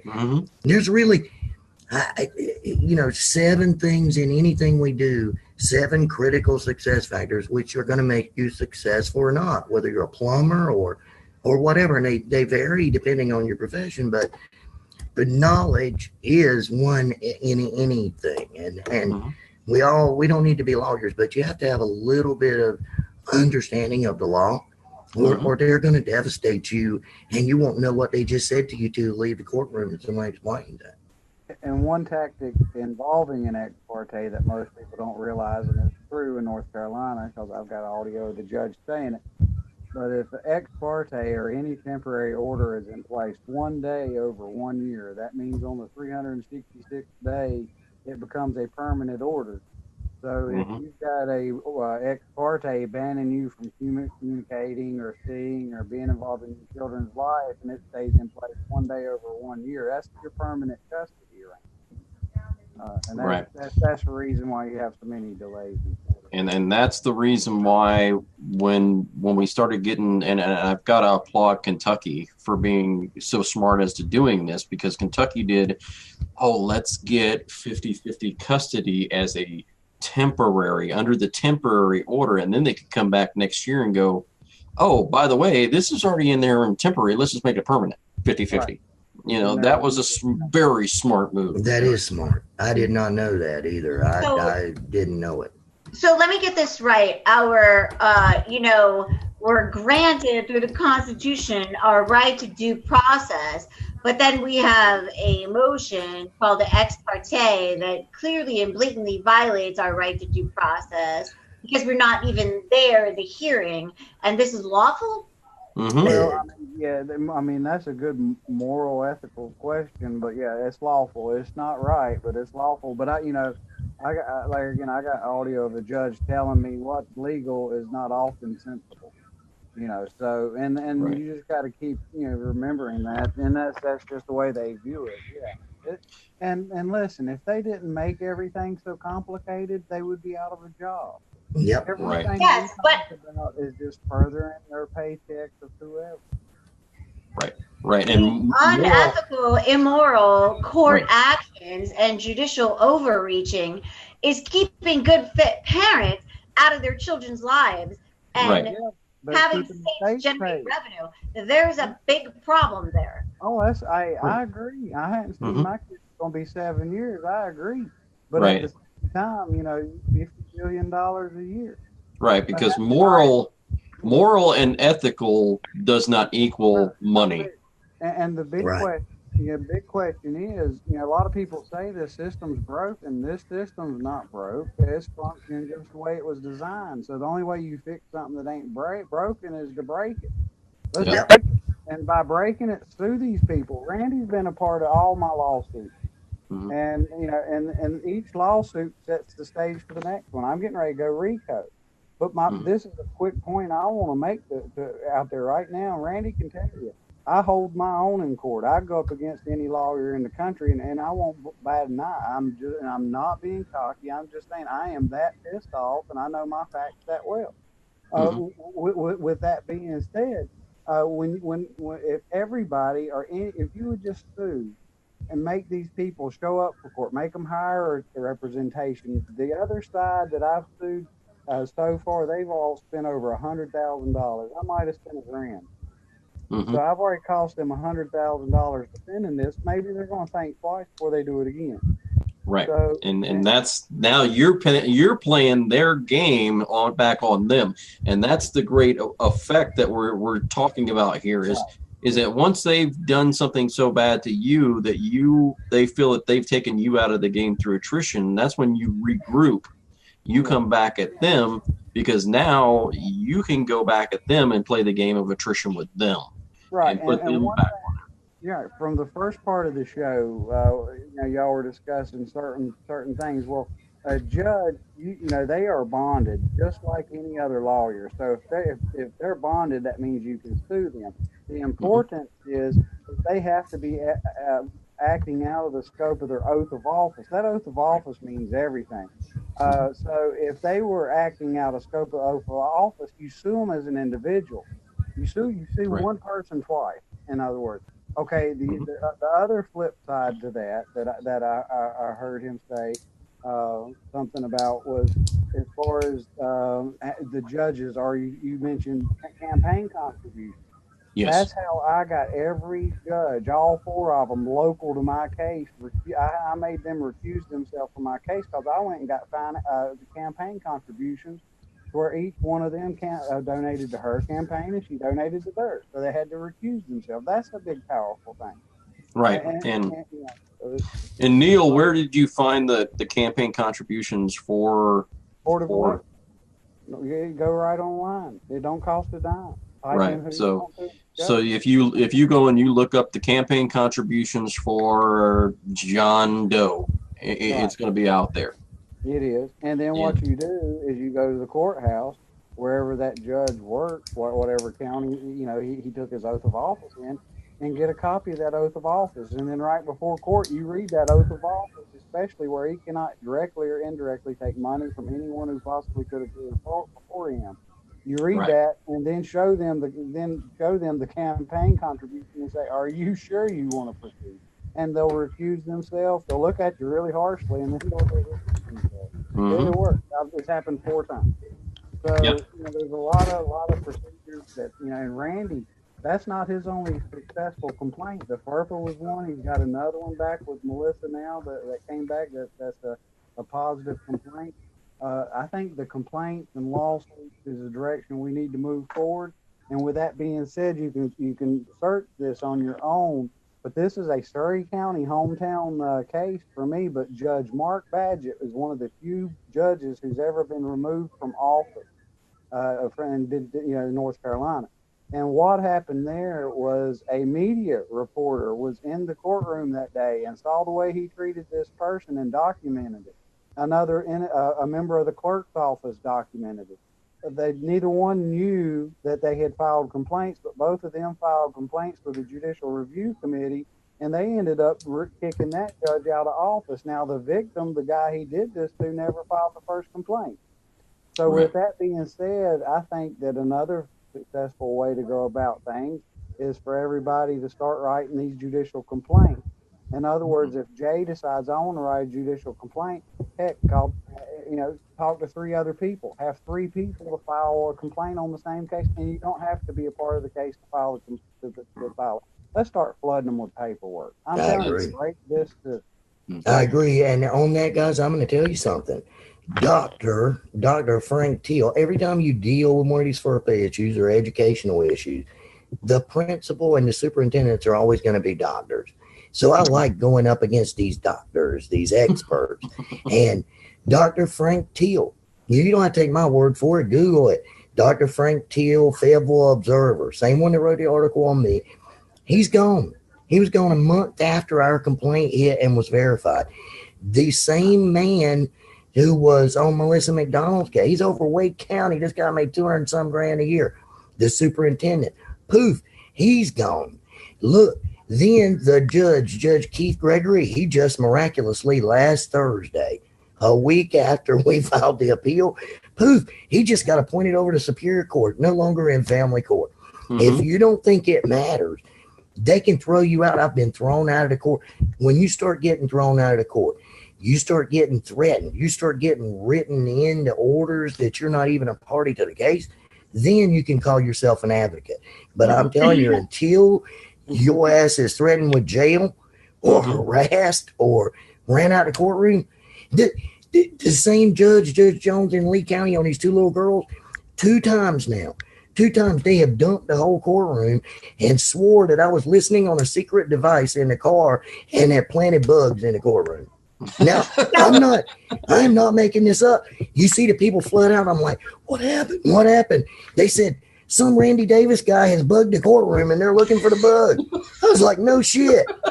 That guy's cool. I rev it up. Yeah, that's right. Randy, it's so I have been I don't, we haven't chatted much, but so I have been arrested. I have been beaten, wrongfully arrested. I have been beaten. I have. Is there any other kind? Neil's in there for a year. I'm in there for 5 months, and mine was because they said I was a religious cult leader, a healer, a prophet, and I prayed to China. Yeah, I was the Boston bomber. So, yes, but I'm not even a party to the case. So I have orders. My husband has orders in his case, and I'm not even a party to the case. And when I outed this Judge Laura Lee Weston in Pasco County, Florida, 6th Judicial Court, for wrongfully arresting my husband, about 2 weeks later, I was wrongfully arrested by Clearwater Police Department. I was tortured on transport by G4 Transportation Company. And then when I was booked into Pinellas County Jail, they assaulted me, broke my arm, gave me 2 black eyes, a hematoma in my brain, right? Yeah. All because I outed the judge. All because I outed this judge, and her husband happens to be the sheriff of Pinellas County Jail. Oh, man. And I'm telling you guys, and look, I'm going to say this right now. And look, we've got men on this show. We've got Jay Moss, we've got Neil, we've got Bud, we've got me. And then we've got Jessie. But this is a reverse of what happens in real life. And I'm just going to say it. Where are the men? Where are the men? Look, my mother would have fought a wild bear to protect me. She would have. And mothers, I'm watching it in North Carolina. They will go out here and get out of a very deadly domestic violence situation, and the court will flip it, take their kids, turn them into the perp, and the man skates away. And then I see 9 out of 10 people that I'm helping in cases, it's women who are doing the fighting. The men are absent. Or they're like the toothless wonder over there on that other thing going on. They're idiots or whatever, and they're chasing tail or doing whatever they're doing. But the men are absent from their place. And I'm telling you, if nothing else, we've got to challenge men to come out and take their rightful place. It's good that Jessie's fighting and her husband's fighting, but 9 out of 10 times the woman fights and the man is somewhere, I don't know where, and he's just blown off somewhere in outer space. So not sticking up for women and beating on men, but damn, somebody's got to do something to take their place, or it can't be so lopsided all the time. And I commend Far From Normal Radio because it's a big exception to the rule. There's real men there. I'm glad you bring that up, because that goes into, we talk about states fighting rebuttable presumption of equal time sharing. And we talk about how,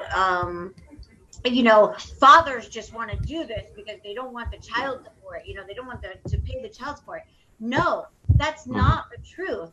The truth is the dads who are fighting truly want equal. It's the dads who are truly the deadbeat dads, and there are deadbeat mothers too. Don't get me wrong, because I will not just down dads, right? I'm not going to do that. But Those are the deadbeats that you talk about, Randy. These are the deadbeats that our state legislators and our opposition groups continue to focus on. Those are the dads who don't want to be dads, and those are not the dads that we fight for. We fight for, Right. Parental equality for fit parents, fit, able, willing, begging parents. We have begging parents out there who are literally taking their lives because they want nothing more than just to be parents. Right. Mom, dad, it doesn't matter. But this is that is the problem. We don't, the deadbeats, they're not going to fight. They're going to sit by the side. They're not. Yeah, But and I'll give you parents are fighting, and they're not being able to be good parents. Yeah, and I'll give you an interesting statistic that I just read the other day. 39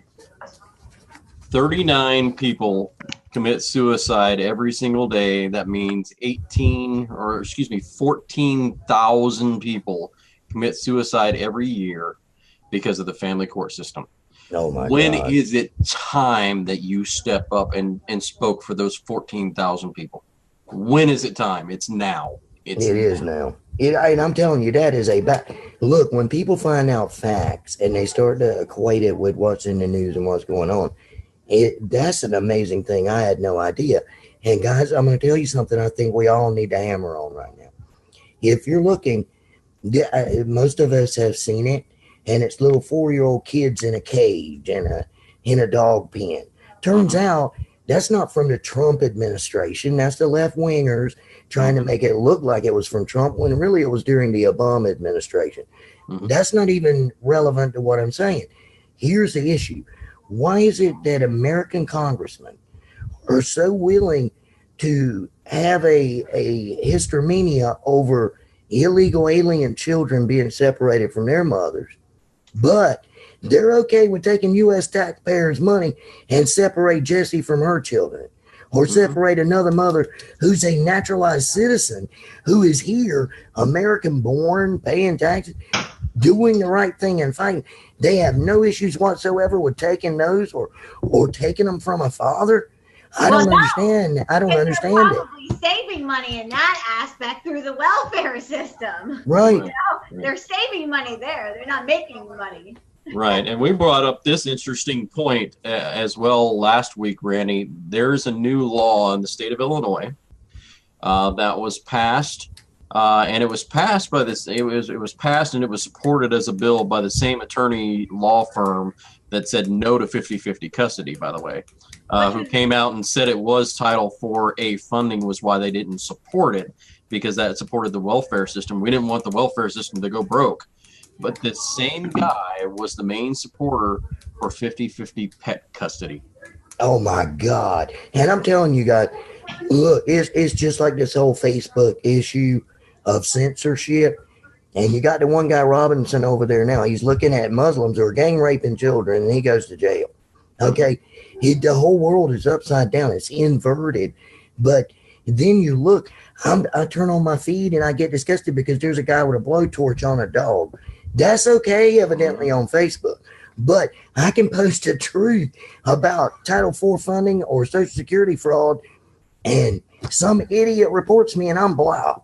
But It's okay to torture dogs. It's okay to do all this other stuff. I am not understanding what's happening in our planet. Maybe I'm backwards. Right. And I think that we're facing a lot of this stuff behind the scenes.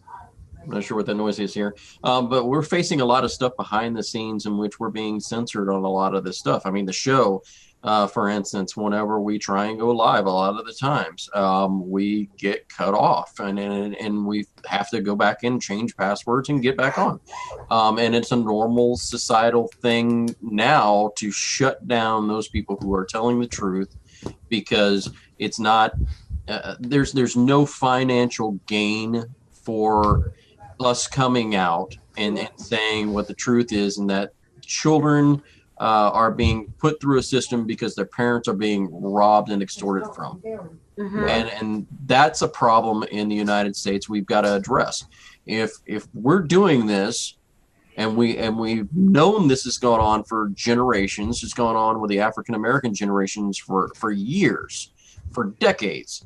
And we look no further than the south side of Chicago when we're talking about the prison systems and how each state is getting incentivized for the prison system. So now we're getting incentive on top of incentive on top of incentive because these children are going through not having a good parent structured system that allows the parent to discipline their children how they need to be disciplined, form a structure that allows a child to thrive and not dive. And unfortunately, our children have paid the price because we have not stood up long enough and said, the hell with this. We're going to do something for our children and stand up for them. Agree. And the problem there, and it is a journey because, you know, when you first get thrown into this, you're dealing with raw emotions, like you said, and oftentimes you're not the most rational person. And with that being said, you know, the only time I ever got kicked off of Facebook was for a week, and that was last year, and that was for sharing the Chris Mackney suicide note. Of all things. I mean, because seriously, of all things, for me to get kicked off, I mean, I post annoying stuff, and I'm like the meme king, and here I get kicked off for sharing Chris Mackney's suicide. Yeah, and it's just so absolutely awful. And I know suicide is such a horrible thing, and I think that there are some other foul play issues that come into account on some of these as well, and we know what those are, and I won't have to say them on the air before we get shut off again. But I know for a fact that there are a lot of other issues that are going and taking place. Let's take Nancy Schaefer, for instance. We all know you can't pull a gun on yourself and shoot yourself in the chest. It's just not possible. I mean, come on. You're not fooling anybody when you do those kind of things. So when we deal with the system, I mean, we know that it's perpetrating the crimes that it's perpetrating. What is the best way? And I want to say this the wisest way I can, just as I asked Nathan earlier, when you're coming into the system, what do you recommend being a first time, don't know anything, what's going on? What do you recommend to build your case up? And I'll ask Randy first here. Yeah. Well, I'm going to tell you, if you ask me first, if it's CPS related, number one, get a journal. Get a journal and start documenting every single thing. Then get Cam Scanner app for your smartphone. It's a free app. Yeah, I can scan this entire book, and I'm telling you, get a journal, but also get what I call your evidence manual. Inside there is everything you want to prove to whoever it is you're going to see. Just have it so it speaks for you. That's number two. But get the Cam Scanner app, because I can scan with my phone. I can scan, crop, enhance, and send it to you in a PDF or a JPEG. But PDF is faster by email. I can scan 50 pages in less than 3 minutes and send it to you. And there'll be a lot of times they'll give you access to a record, but not a copy. Then get a good phone call recorder app. And the most expensive one is $5.99. Then go to Swan, SWANN, get the ink pens, get the key fobs. Then let the key fobs go right through the metal detectors in the court. Wake County knows that. I got them all on them key fobs, and they're pissed and they can't do anything. But I got some other things. That's why I'm telling them about those. Get something so you can record it, because you need to validate yourself, folks. I'm just telling you right now, and Bud hit on it earlier, people are looking for validation. And that's what the new person coming in needs more than anything. You've just been told you're the shittiest man on earth or the worst mother on earth. You feel that way because you got friends looking at you like, he must have did something. He lost his child. So you've got to start to learn to validate yourself and know that you're not crazy. And when I go back and look at my stuff, or I look at Neil's stuff or any of y'all's stuff, I'm like, damn, did that really happen? And I'm seeing it, knowing it happened. And it's hard to believe it, even though I know it did. So those are the first things. Then attach yourself to a mentor. I'm telling you right now, get you one coach. If you can't trust one person, believe me, you don't want to trust 10. If you start going, and remember some simple things, a dog that will bring a bone will carry a bone. So if you got a gossiper coming to you with gossip, you can believe they're going to leave with yours and go leave it over there with somebody else. Do not trust anybody. That's another one. Do not sign a damn thing. I mean, nothing. Don't you ever sign a single thing. And if nothing has been done against you, do not let them into your house. Do not talk to them, and do not tell them anything, but be prepared to ask them tons of questions. Whoever's asking the questions is in charge. Just remember that. And once you ask a question, you keep needling until you get the answer. Document it in your journal and say, in order for me to be better prepared next time, let me make a note of that. And just write it down. And when they tell you, you know how many times they told me, you can't record? I'm like, oh, yeah, I can. And I just kept on recording. Look, you got to know you're right, not think them. Don't let. Some states are 2-party consent. North Carolina's a 1-party consent. That's why we film all the judges and everything in Neil's case, too. We just film them. And you save these things until you need them later. Never let them know what your strategy is. And always have a strategy. And have 10 different avenues in case you are cornered into your strategy and you got to go a different direction. Always have backup. Always have a good network that can help you get your stuff out there. And for God's sakes, that personal management. Clean up your Facebook. Jay says it all the time. If you're going to be out there slurping down Bud Lights and, well, like the Toothless one does, Milwaukee's Best, or we used to call it the Beast or Blood. If you're going to have your shirt off with bat tattoos, sucking down beer, and you're an advocate, you need to switch to your legs. That's what you need. You need a trip to the peach tree and a switch to your little skinny leg, because there's something wrong with you. Don't do stupid stuff. Guys, I'm telling you, several cases that have won wasn't because I was some kind of great orator or media. I couldn't do anything in the courtroom. I've testified and helped, but I'm telling you, it's because Neil will tell you too. How many times have those of us who are advocates answered a 3 a.m. phone call and kept somebody either from offing themselves or from doing something stupid and making a mistake that you can't overcome? You must learn to manage your emotions, or you will lose. You will destroy your own case. Right. Well said, Mr. Davis. What do they say? If you can't control your emotions, someone else will, right? Yeah, absolutely. So again, don't allow that. Thanks for joining us, Mr. Davis and Mr. Shelton. Been awesome. Thank you so much. Yeah, definitely. I want to give Neil a last word, because Neil, you've got a book coming out very, very shortly. Yeah. I've basically, people approach me in different forms and fashions about my story, and I actually stopped the process probably about 7 or 8 months ago because we were learning more information, and we did learn a lot more, so I'm glad I did. During that point, though, however, the people that I was working with was leaning on me basically to get something going because we were at a law.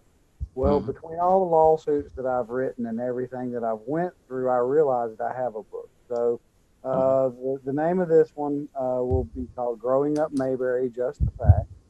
And basically, it gives you all the facts surrounding my case. It explains a little bit of my views on Title 4D and funding, on why the courts do what they do. A lot of the stuff going on in the movement, but it specializes in the divorce tactics, especially the silver bullet technique. And with me being the poster child for the silver bullet technique, I feel it's appropriate. So it's basically just a lot of my lawsuits, how to write motions, how to do this, some just certain things of what you said as far as if you're new and entering into this, what could happen. Well, I'm going to try to have it in the book. So It's not the end all to all questions. I don't, I'm not answering all questions. I'm not giving legal advice. I'm not even telling you what you should do, because a lot of stuff that I did do didn't work for me, but I'm just telling you what I did do. It'll have a lot of good stuff in there, a lot of good information. And and it's just furthering the cause. And hopefully it'll be just like the radio shows and everything else. More people will get their stories out there as well. And the more stories that's out there, the more chances we have to force change. That's exactly right. The goal is change. You know what every advocate's main end goal should be? How to work. Our whole movement is not to have to exist. That's exactly why right. I work so hard just to not have to exist. Well, thank you guys so much. We greatly appreciate you guys coming on, and definitely check out if you are in this movement and you need a little bit of help. Obviously, get with Randy Davis, get with Neil Shelton. Great guys, and they can give you great advice down the road here. So thank you guys so much for coming on. We appreciate you. Love you guys. Yeah. Love you too, brother. Y'all take care. Bye. All right. All right, so we're going to go ahead and take Randy and Neil off here real quick, and we'll get right down to it because we are in our very last home stretch here. So, Bud, I'm going to go ahead and get down to you, my brother. Oh, my Lord, the depressing part of the show, Jay. May 29th, Tuesday, 2018. Thanks for joining us, as always, to my brother from another mother, Jay Moss. Love you, brother. Thank you. Pete, the real deal. McNeil, love you, brother. My sister from another mister from Florida, Jessie Weiner. Awesome, as always. Neely Petrie, hopefully your dreams came true tonight, kiddo. We'll hear later, I'm quite sure. My little asbestos buddy, Mason, I love you. To my wife, Allison, you're my heart, baby, my best friend. Thank you so much. To everybody out there, I'll say this. I quote Rocky movies a lot, and we talked about going to different people for help. Ultimately, it's this, Jay. It's how does it look to you? Because that's all that matters, is how it looks to you, how it feels to you in your heart. When it feels right, do that. You don't go to everyone in their mother asking for what their opinion is. You know what you're supposed to do. Get up and go do it. Thanks to everybody else there. Thanks again for listening. Tune in next week, Tuesday, the Far From Home Radio Show. Thanks to everybody. Randy Davis, Neil Shelton, and Nathan. Thank you for coming on. We love you. Chins up, baby. It ain't over till you say it's over, and I didn't hear a bell, Jay. Hey. But I did feel a whip. You did feel the whip, obviously, here. Jesse. So thank you to our guests. And, speaking about having people in this movement be credible and, factual in what it is that they're guiding people to do. That's so very important because it will be used against us.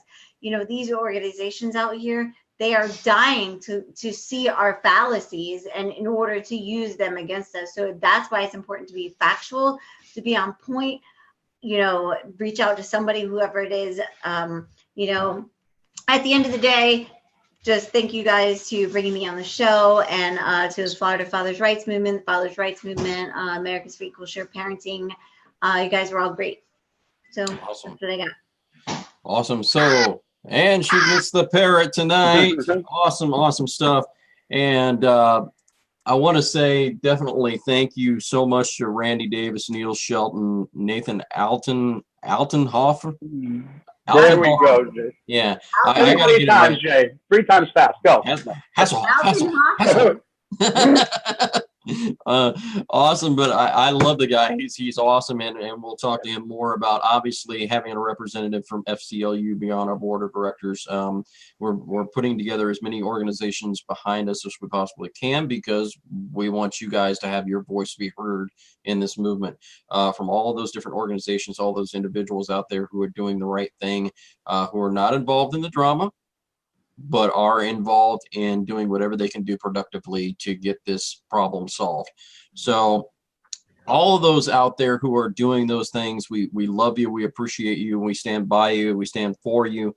Obviously, Mark Ludwig, our good buddy out there who will be back on shortly with us, Pete McNeil.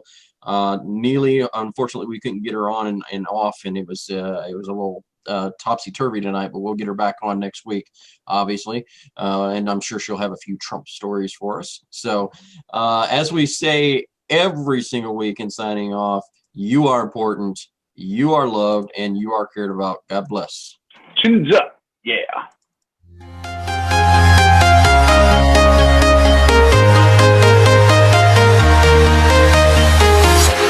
I'm walking alone, the streets are empty. The only thing I can see is my own silhouette. I'm getting stronger, step by step. The clock is ticking, but there's no time for regrets. I've been flying from town to town, from London to Taiwan. I've been all around the globe, trying to protect your soul. We are heroes tonight.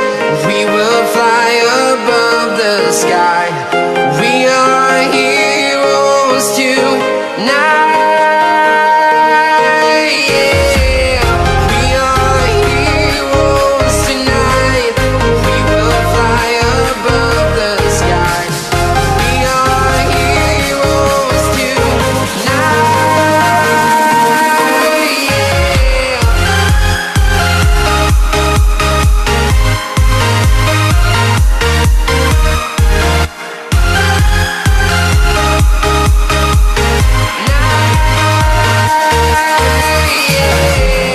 Feeling like a dynamite, ready to explode right up in the sky. I need you to listen, I need you to hear, and don't show any fear. I've been flying from town to town,